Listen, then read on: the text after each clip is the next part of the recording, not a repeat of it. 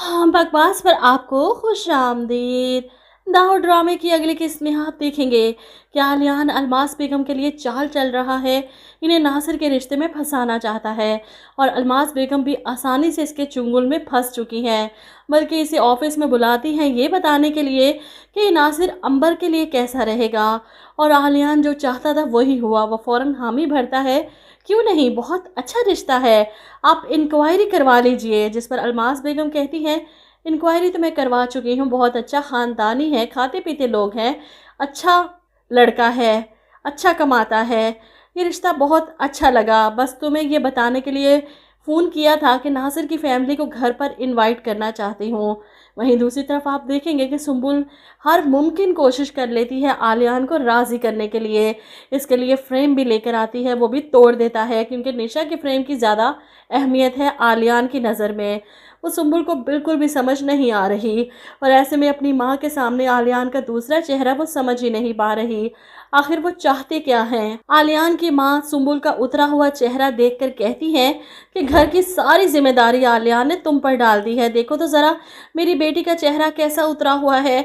ये जो आजकल के शोहर होते हैं ना, प्लीज़ प्लीज़ करके अपनी सारी जिम्मेदारी अपनी बेबी के कंधों पर डाल देते हैं। जवाब में आलियान अपनी माँ को मुस्कुराते हुए कहता है, ये आजकल की जो बीवियाँ होती हैं ना, ये बड़ी समझदार होती हैं, इन्हें पता है कि इनके शोहर कितनी मेहनत करते हैं इनके लिए। क्यों सुंबुल, ठीक कह रहा हूँ ना मैं। अब सुंबुल ठीक तरह से मुस्कुरा भी नहीं सकी अपनी सास के सामने आलियान की बात सुनकर, क्योंकि थोड़ी देर पहले जिस आलियान को वो देख चुकी है, सुन चुकी है, अब सास के सामने बनावटी बनना इसके लिए मुश्किल हो रहा है। ऐसे में आलियान की माँ सुंबुल को तसल्ली देती हैं कि आलियान आजकल कुछ ज़्यादा डिस्टर्ब है, एक मेरी बीमारी की वजह से और दूसरा निशा के यूं बेवक्त चले जाने की वजह से। सुंबुल तो खुद नहीं समझ पा रही कि इसका क्या कसूर है इस सब में, आलियान इसके साथ ये सब क्यों कर रहे हैं। बहरहाल ये उठकर अपने कमरे में जाती है तो आलियान की माँ को रिदा का फ़ोन आ जाता है।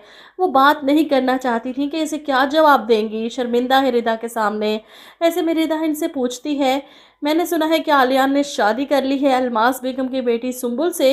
ये सुनकर आलियान की माँ कहती है कि बहुत अच्छी लड़की है सुंबुल, बहुत प्यारी बच्ची है, बहुत ख्याल रखती है मेरा, सीधी सादी मासूम सी है।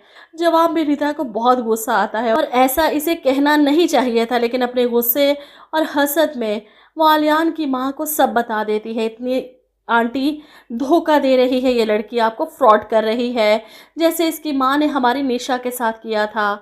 आलियान की माँ परेशान होकर कहती हैं, कैसी बातें कर रही हो रिदा। जवाब में रिदा हैरान होने का ड्रामा करती है, ओह आली ने आपको कुछ नहीं बताया शायद, लेकिन वो खुद तो बहुत अच्छे तरीके से जानता है कि आपकी बहू सुंबुल की माँ ने हमारी निशा का रिश्ता जानबूझकर उस साइको पेशेंट से करवाया था, जो नशे करने के साथ साथ निशा पर जुल्म भी करता था और इसे अजियत भी देता था। अब आलियान की माँ की सांसें उखड़ना शुरू हो चुकी हैं ये सच्चाई सुनकर, लेकिन रिदा अभी भी चुप नहीं रहती, आज सब बताकर ही छोड़ेगी। सुंबुल की माँ बहुत अच्छे तरीके से ये सब जानती थी, वो साथ की माँ की बहुत पुरानी दोस्त थी।